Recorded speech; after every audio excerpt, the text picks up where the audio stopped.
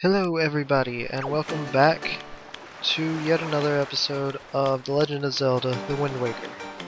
As we left off, we had just finished the Dragon Roost Caverns and received Din's Pearl.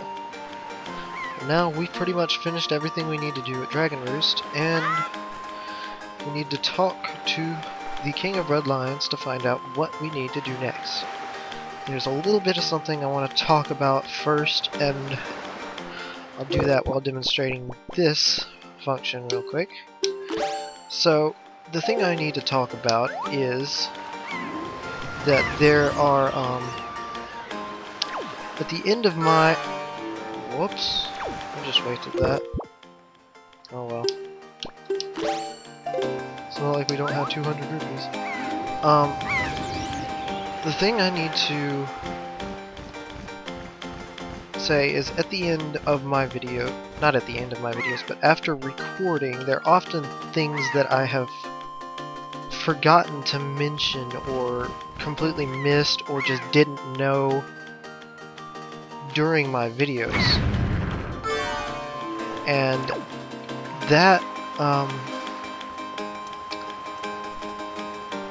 all that kind of stuff I put back in the end of the video in the form of, not the end of the video, but in the middle of videos, in the form of annotations, which don't work on mobile devices. So please, if you're watching these on a mobile device, just basically don't do that. There's a whole lot of stuff, like the Magtails and the Keys and Goma. I didn't remember, well, I forgot to talk about the Keys, and I forgot the name of the Magtails, and never really even knew the name of Goma.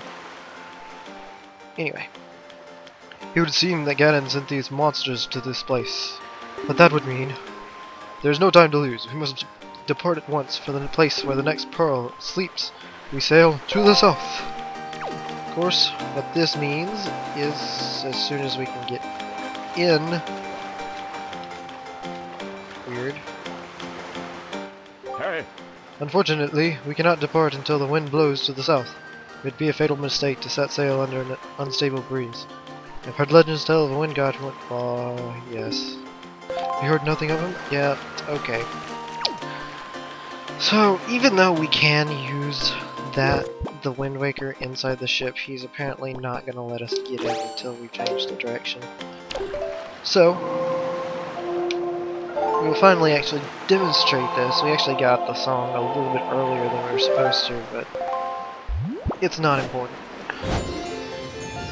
So, we changed the wind to blow to the south, and now we can board King of Red Lions and be off. So,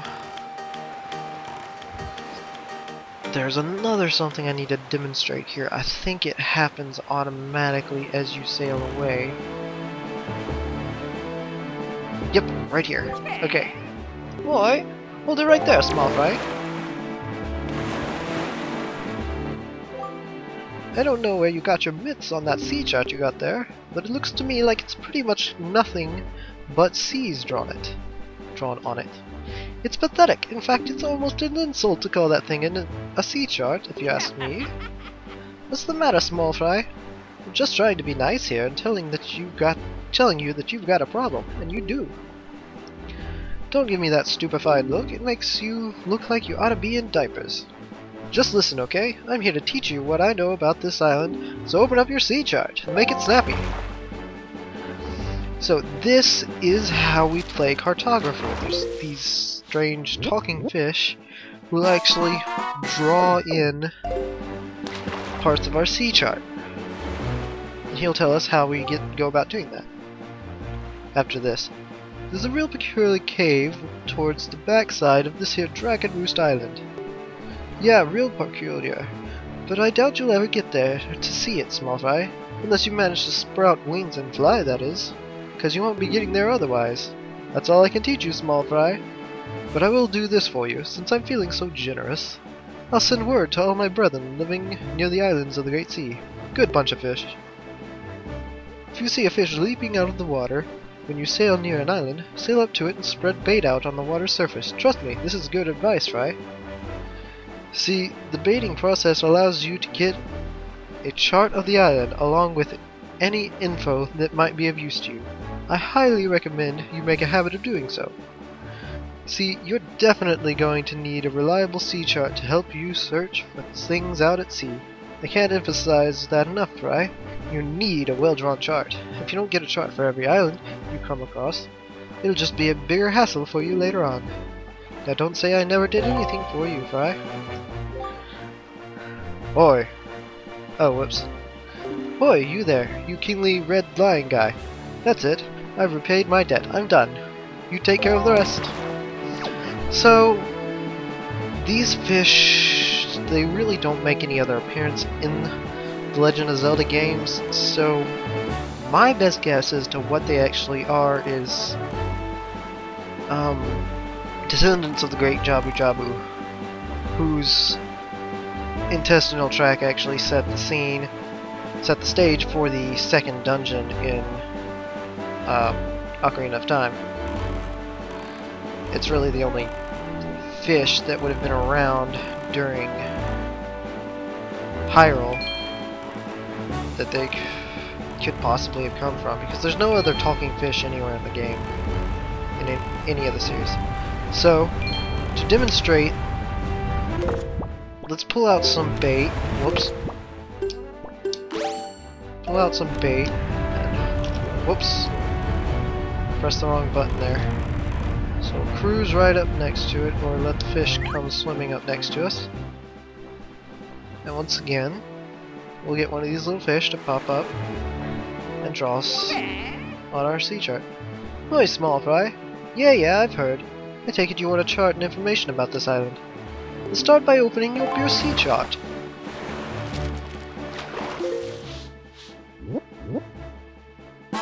This is Fire Mountain. Rather unoriginally named, but... You see that there volcano that's spewing out lava like there's no tomorrow? Yeah, well, they say there's a great treasure hidden inside that thing.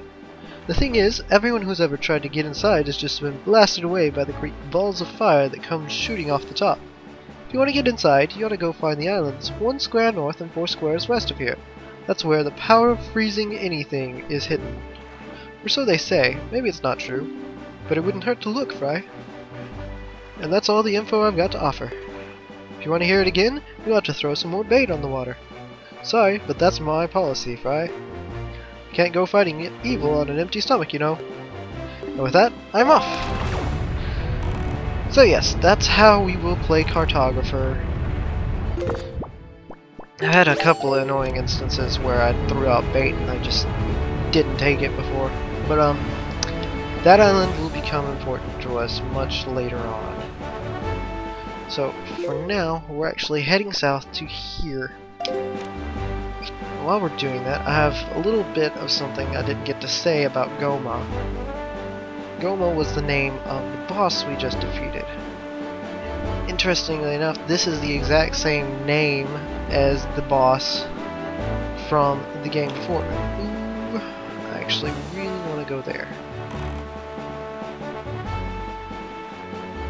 I don't think I can actually get in there, but anyway, back to Goma. It's the very same name used for the first boss of Ocarina of Time. Oh look, it's about to be night. And it's raining. Lovely. Goma is, yeah, fighting against the wind. Is considerably slower. Oh, poo. Directly to the next destination. Okay. Well, that's not directly. Anyway, I guess we'll just get back on the path and be completely... Oh, clearing up already. Huh. Anyway, I can't see a dang thing. Where are we? Okay. We're gonna steer around this island for now. We'll be back to it at a later date. So, it's best to skirt around the edge of this island. There's way too much going on around it.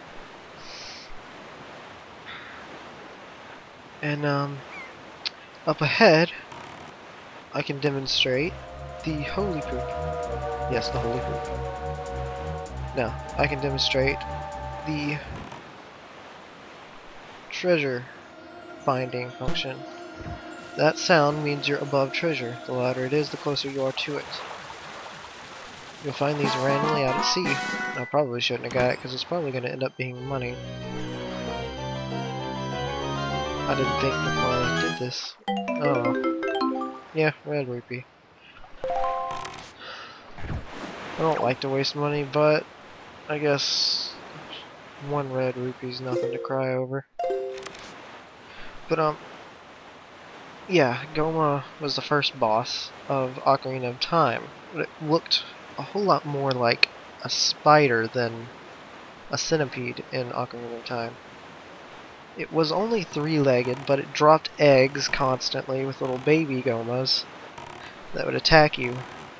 But to tell the truth, it was actually a quite similar battle to this one, only instead of dropping the ceiling on top of the boss, you had to knock it off the ceiling and then slice its eye.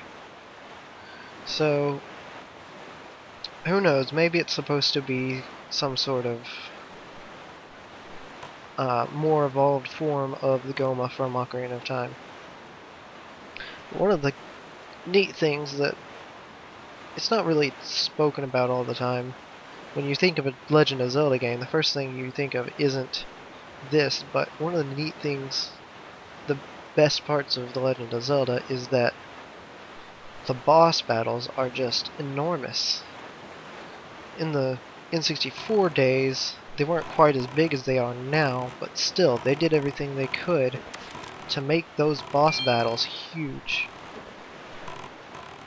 You were up against massive monsters, basically, and used your tools to defeat them.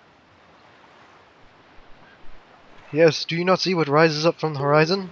That is where you must go, Adurna. The Forest Haven. So now we're getting to what? The forest area, which is typically the first dungeon you meet. But this one breaks tradition.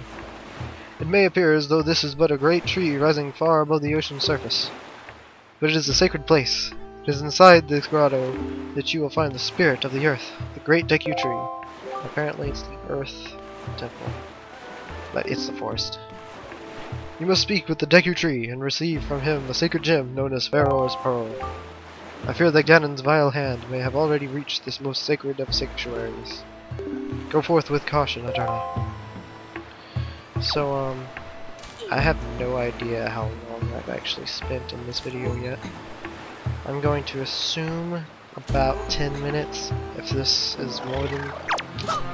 my guess is longer than... crap, just... okay. This here is a new enemy known as a Boko Baba. See, here's a C, so if you didn't know that, here's how you can. So, Boko Babas are the larger form of Deku Babas, which have been seen in most other Legend of Zelda games. For some reason, this game doesn't have the typical Deku Babas. And these Boko Babas are the only thing that actually appear. So, it's neat, interesting that they didn't include that. Quick little secret, there's not much to see in here, but... well, never mind, I can't get in there. Well, yes I can. Just not this way. Okay. You reach up and swing across this from down here. You'll actually swing into a little grotto, just barely, behind the waterfall. There's nothing in here now, but we'll remember this for later.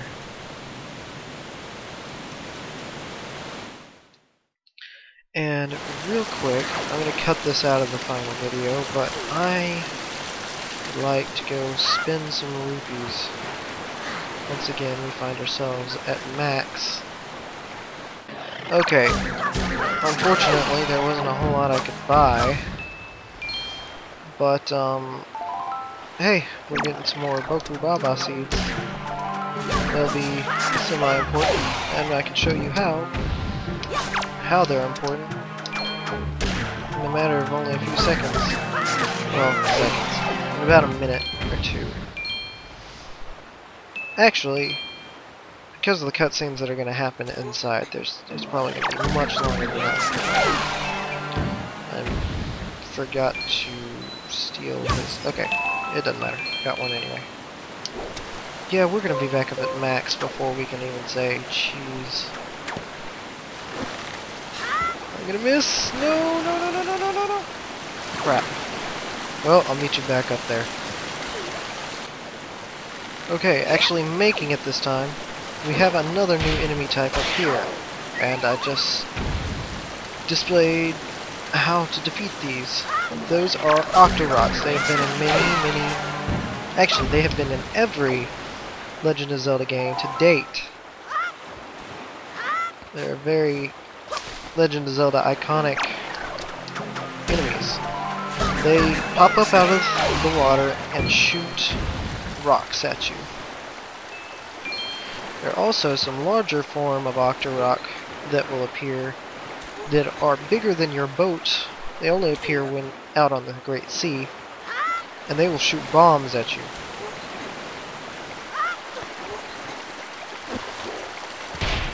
But yes, all you have to do to defeat these is return their fire directly back to them. And a neat thing about this game also is that the night sky actually has all the constellations. It's actually an emulation of the Earth's night sky. As you can see, there's Orion, and there's the Big Dipper. And there's probably more, but I don't feel like wasting time looking for any more. With that, let's continue on into the Great Forest. It's not the Great Forest, is it? What's it gonna be called? What's it gonna call itself? It's not. Okay. I'm just gonna call this the Great Forest for now, because it didn't give us anything else to call it. Apparently can't climb up that high. And here we have the Great Deku Tree.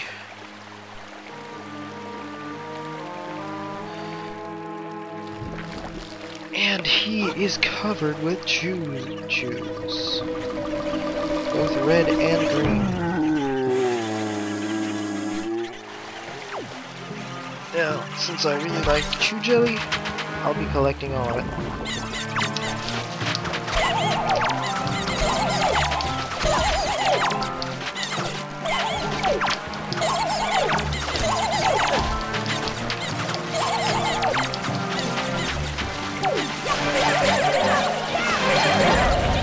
Ow. Crap. Oh, poo. Oh, they just reappeared on it. I was like, did I just lose my chance of getting all those? Nope. So I almost got forced to jump off in the wrong direction. Okay. Green shoes are actually, I believe, yep, this is our first time to get green chew jelly. So, also I would like to mention something that I got wrong in the last episode. I said, that I thought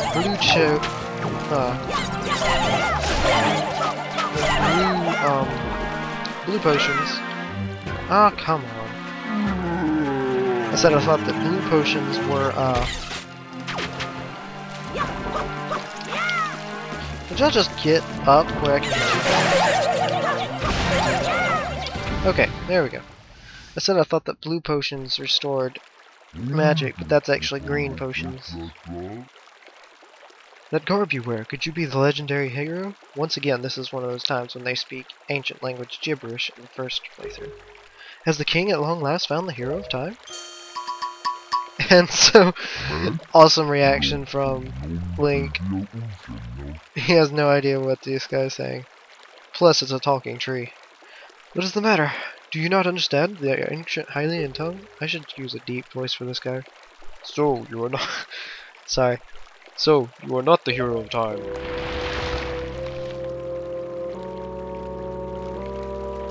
I must apologize. I was in error. I saw your clothing and suddenly felt a longing for an age gone by. That longing caused the ancient tongue to pass my lips. I am the guardian spirit of this forest haven. The Deku Tree is the forest haven of the Great Forest. I owe you my thanks for your aid in ridding me of those foul creatures. Tell me, was it not the King of Red Lions, the boat who speaks, who led you to this place? So it is true. And you have come here because you have need of the Pearl of the Goddess? I see. I knew there was a reason the monsters had begun to congregate in the regions around my wood. Now I understand it. He has returned. Ganon has returned. In that case, we must make haste. Koroks, little children of the woods, this traveler is not your enemy. Let your hearts be at ease and show yourselves. Alright, so these are the Koroks, the little forest people. And they can fly.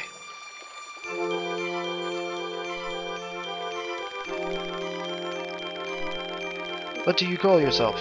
Adurna? Well then, Adurna, these are the Koroks, the spirits of the forest. Once upon a time, long ago, the Koroks took on human forms. When they came to live in the sea, they took on these shapes. Now they fear people, but to me, they will ever be my cherished little children. If you've played Ocarina of Time, these are the descendants of the Kokorai. Or actually, it may be the actual Kokorai people, because the Kokorai never grow old. Though, I guess they probably do die. Anyway, whichever way, these are the these used to be the Kokorai. As it happens, you have come just in time for a ceremony that the Koroks hold but once every year. It is about to begin. I shall grant the pearl to you once their ceremony is complete. I must apologize for the brief delay, but if the ceremony is not completed soon, an ill fate could befall us. So let it begin. Are you ready, my children? We are not, O Great Deku Tree. Something terrible has happened. It's Makar! Makar! What is the matter, Linda? You and Makar are always late. No, it's not that, O Great Deku Tree. Makar fell into the Forbidden Woods. What? The Forbidden Woods? I told him to be careful, but still, Makar flew above the Forbidden Woods, and as he drew close to it... Foolish little Makar. Adurna, have you heard all this? The Forbidden Woods are right beside the hallowed island of our forest haven. Those woods, the whole region is a vile place that is home to evil beasts. And now it seems they have taken a child of the forest named Makar. Your presence here is no mistake, I deem. The King of Red Lions likely expects great deeds of you. It is why he brought you here. I am sorry to ask this of you, but can you go rescue young Makar for me? But, Great Deku Tree, people cannot fly through the air. Ah, yes, thank you, child, you are right. It is not possible to enter these woods from the sea, is it? Adurna, I would guess from your size that you are heavier than my Korok children, yet I think we still may be able to solve this dilemma. You must use the item I shall bestow upon you and fly through the sky. And constipation! And all that to grow a leaf that he already has hundreds of thousands of. Anyway, Nintendo logic. Forgive me, Adurna, but could you climb up to my crown and get the leaf from up there? This is a special magic leaf, so, we've actually gone over on time, which may be super over on time, so I'm going to end this one here. We will be back next time on The Legend of Zelda Wind Waker, we will retrieve the leaf and then head out to the Forbidden Woods to try to save Makar. Alright, so see you next time.